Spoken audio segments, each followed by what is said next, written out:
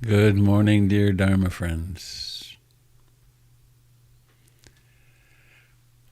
Can you hear me? Yes, thank you. A song by the Bengsons, Keep Going On song, written a quarter of the way into COVID as we know it so far.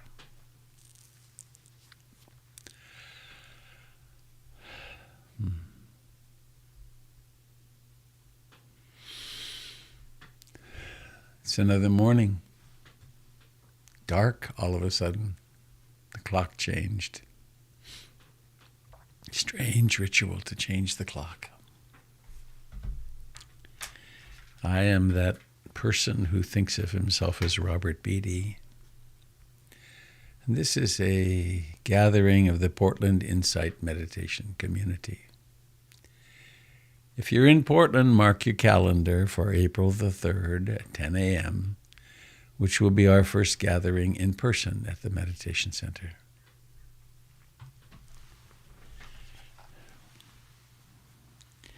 We're figuring it out, but it looks as though we're going to be open, not having pre-registration.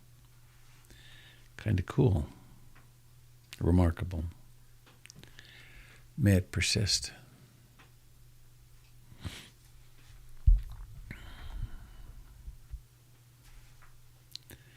I come across this poem every now and then and always take delight in it.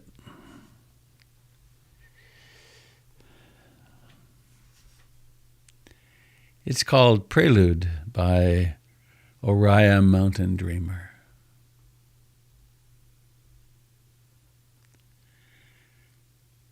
What if it truly doesn't matter what you do, but how you do whatever you do? How would this change what you choose to do with your life? What if you could be more present and open-hearted with each person you encounter working as a cashier in the corner store, a parking lot attendant, or filing clerk than you could if you were striving to do something you think is more important? How would this change how you want to spend your precious time here on the earth? What if your contribution to the world and the fulfillment of your own happiness is not dependent upon discovering a better method of prayer or technique of meditation, not dependent upon reading the right book or attending the right seminar, but upon really seeing and deeply appreciating yourself and the world as they are right now? How would this affect your search for spiritual development? What if there's no need to change, no need to try and transform yourself into someone who is more compassionate, more present, or wise? How would this affect all the places in your life where you are endlessly trying to be better? What if the task is simply to unfold, to become who you already are in your essential nature? Gentle, compassionate, and capable of living fully and passionately present. How would this affect how you feel when you wake up in the morning? What if who you essentially are right now is all you're ever going to be? How would this affect how you feel about your future? What if the essence of who you are and always have been is enough? What if the essence of who you are and always have been is enough? What if the essence of who you are and always have been is enough? How would this affect how you see and feel about your past? What if the question is not, why am I so infrequently the person I really want to be? But why do I so infrequently want to be the person I really am? How would this change what you think you have to learn? What if becoming Who and what we truly are happens not through striving and trying, but by recognizing and receiving the people and places and practices that offer us the warmth of encouragement we need to unfold. How would this shape the choices you have to make about how to spend today? What if you knew that the impulse to move in a way that creates beauty in the world will arise from deep within and guide you every time you simply pay attention and wait? How would this shape your stillness, your movement, your willingness to follow this impulse, to just let go and to dance?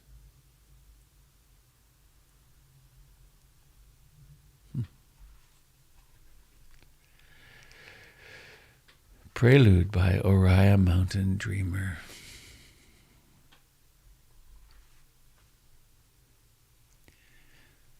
Will you see, Jim, if you can find the link to that online? I'm sure it's there. Prelude, Oriah Mountain Dreamer.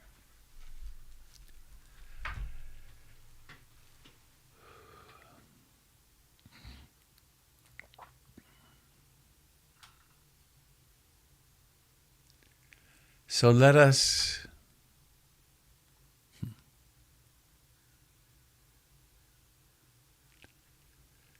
remember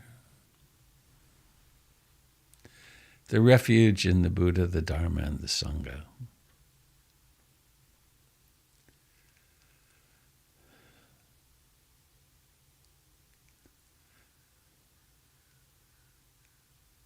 The Buddha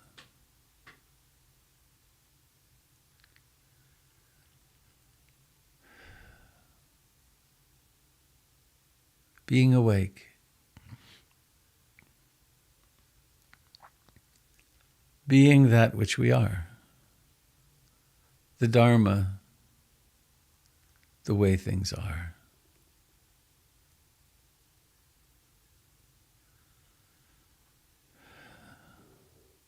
The Sangha, the community of practice. And here we are, the living edge, the cambium layer of consciousness, carrying this flame or spark of presence.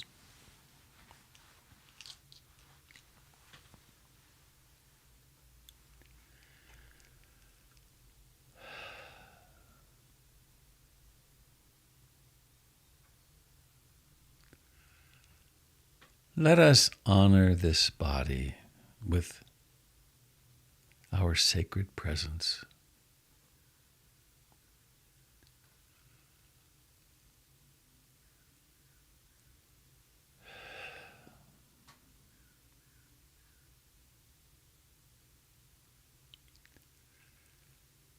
There are all the usual things I could say. Come home to the breath. Notice the body sitting. Notice the life in your hands.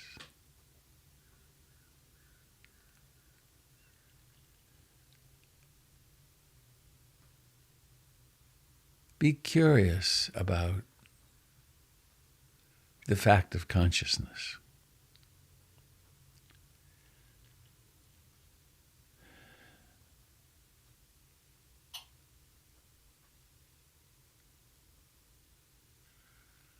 Notice the pressure of the body against the chair.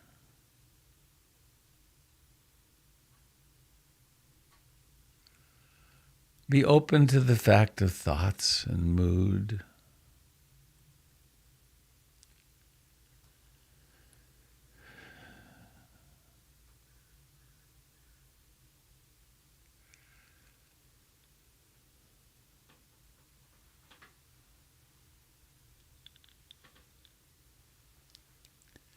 We bring into being somehow, or we cooperate with the emergence into being of mindfulness, of concentration.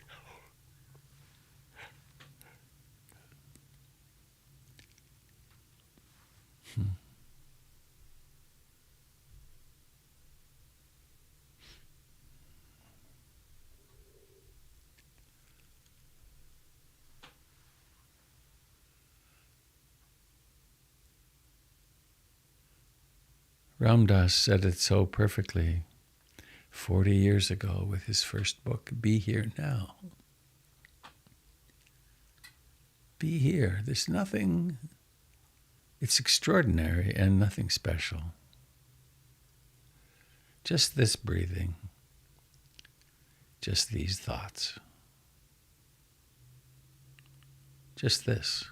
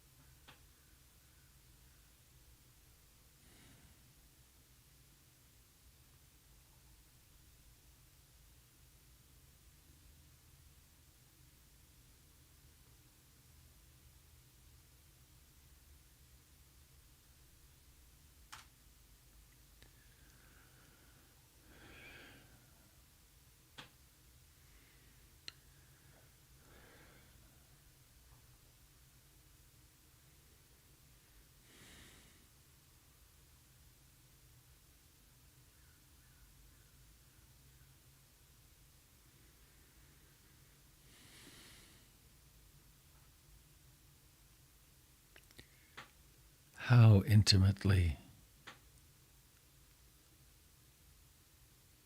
can we embrace the sensations of breathing?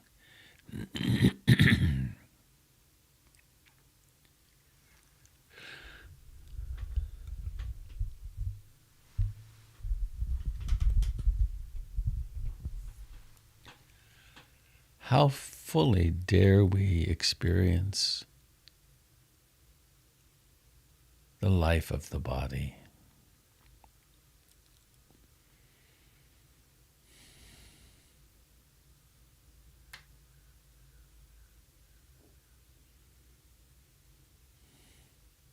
It's nothing but life. It's just tingling and vibrating and warm and cool.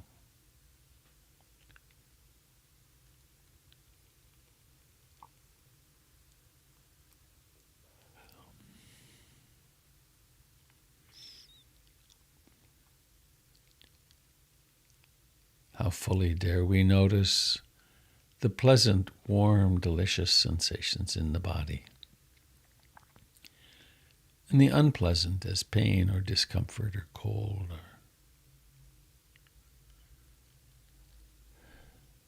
fully incarnating, daring to fully incarnate.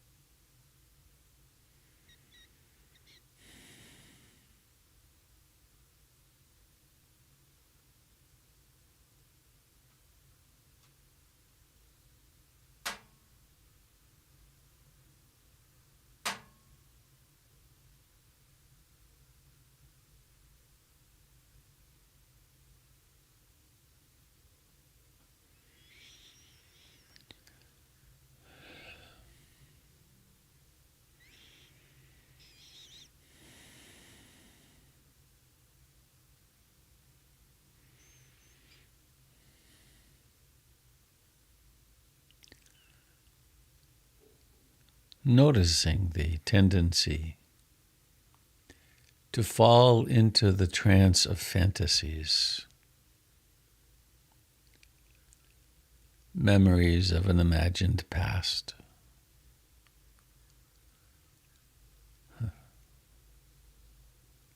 fantasies of an imagined future.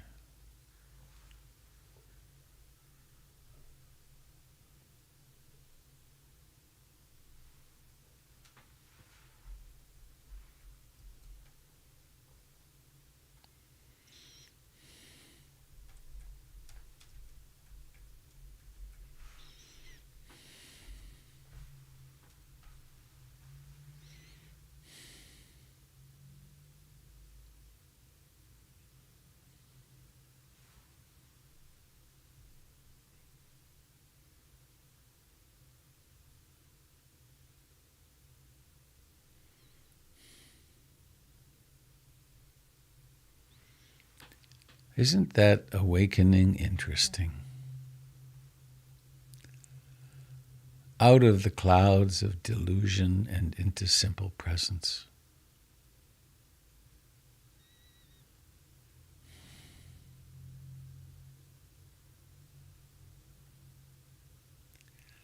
And in that simple presence, we can choose to come home to breathing.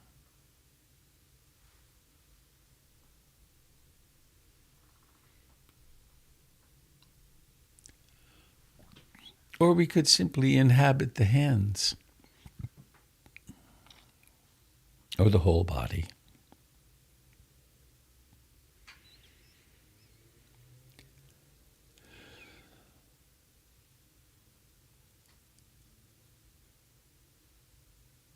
Or we could notice sounds, including the sound of this voice.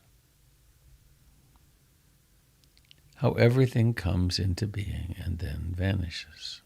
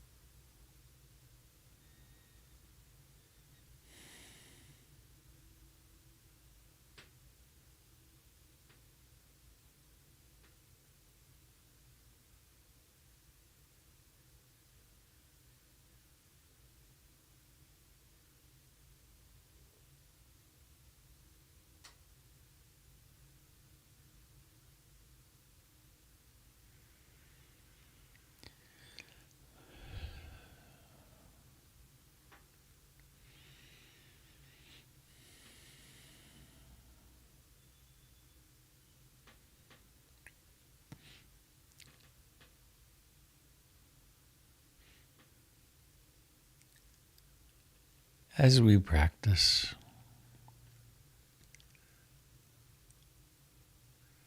every time mindfulness awakens,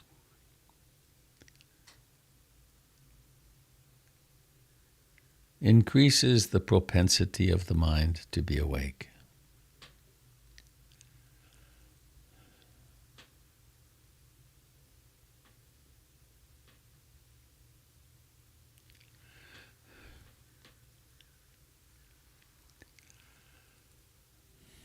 My garden is waking up. The garlic are bursting out of the ground where they started back in October. They have a natural course. The crimson clover's been quiet for a month or two, and now it's growing again.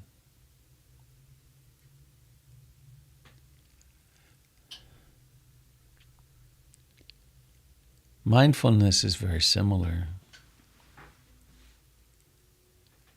Once planted, once awakened, it begins to illuminate everything. It illuminates the 5 hindrances. The mind that is full of desire, the mind that is colored by aversion, disliking, the restless, agitated mind, the sleepy, dull mind, the mind of doubt.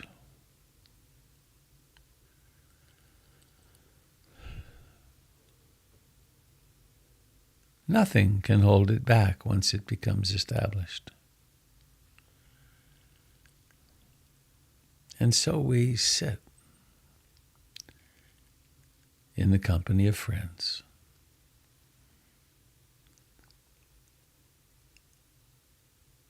observing this natural waking up.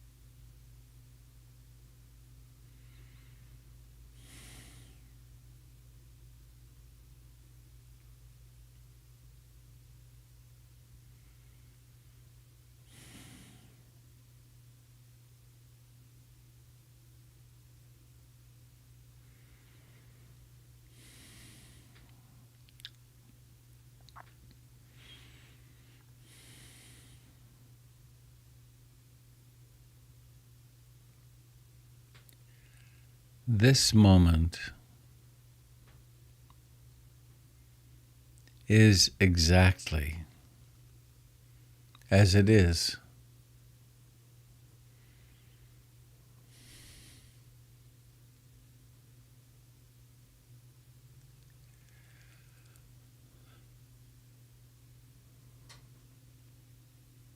The 6 sense doors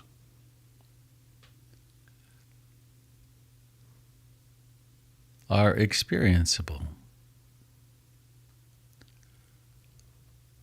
There is seeing or not, hearing,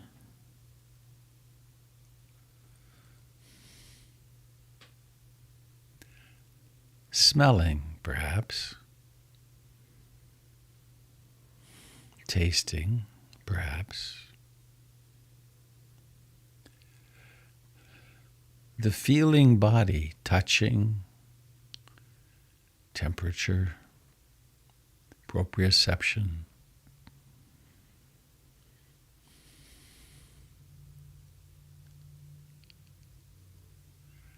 and the mind door, thoughts, images, memories, plans.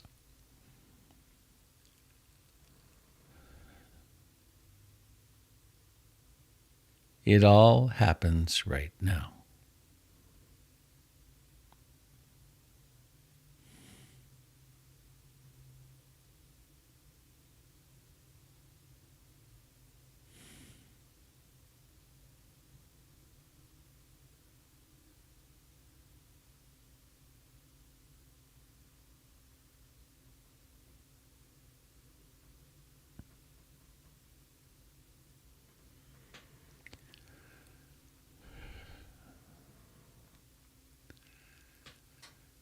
Mindfulness is the container, in a way,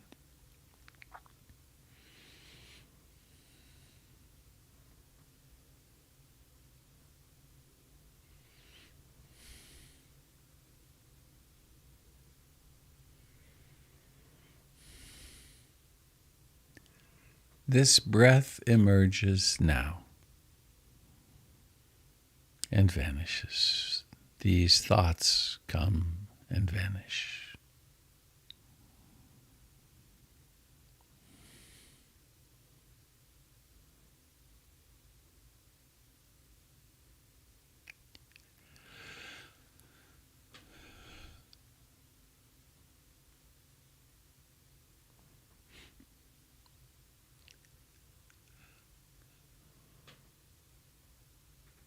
When we think about the Buddha's teaching of anatta, not self, we get into thought, and then everything is lost. Everything is complicated.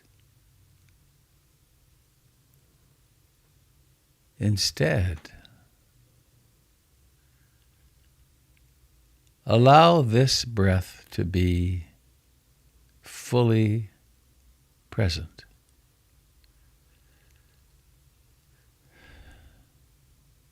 It doesn't require thinking. It doesn't require a self.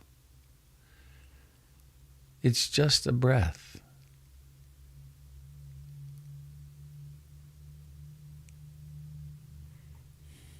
Allow these thoughts to just think themselves. They're just thoughts.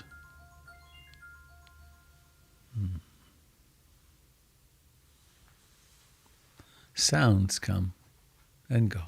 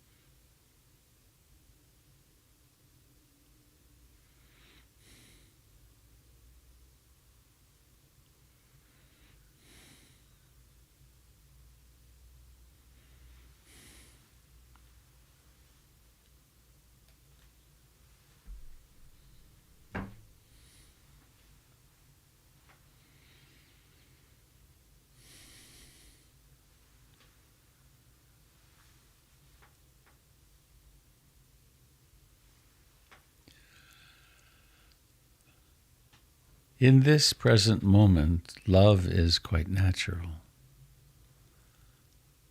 This moment is exactly like this.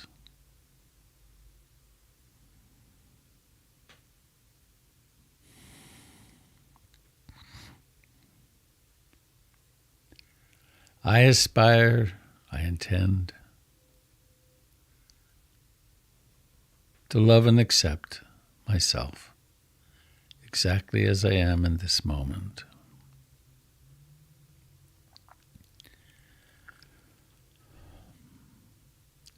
And when I'm hurting, no matter how,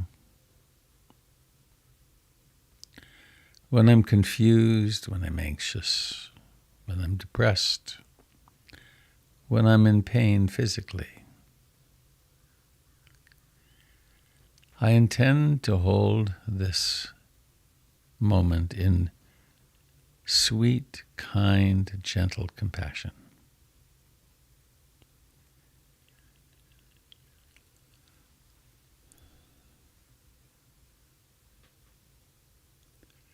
And the more I understand these truths of love and compassion, then I intend to hold all beings without exception, in love and sweet compassion.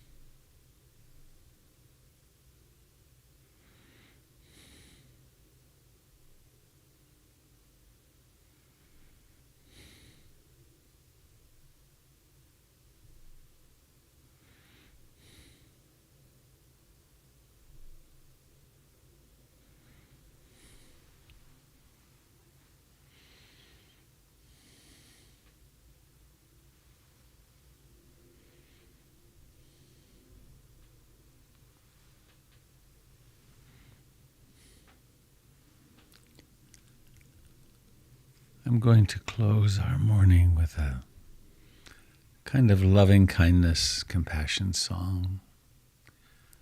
Those of you on Facebook and YouTube, there won't be sound because of the copyright problem.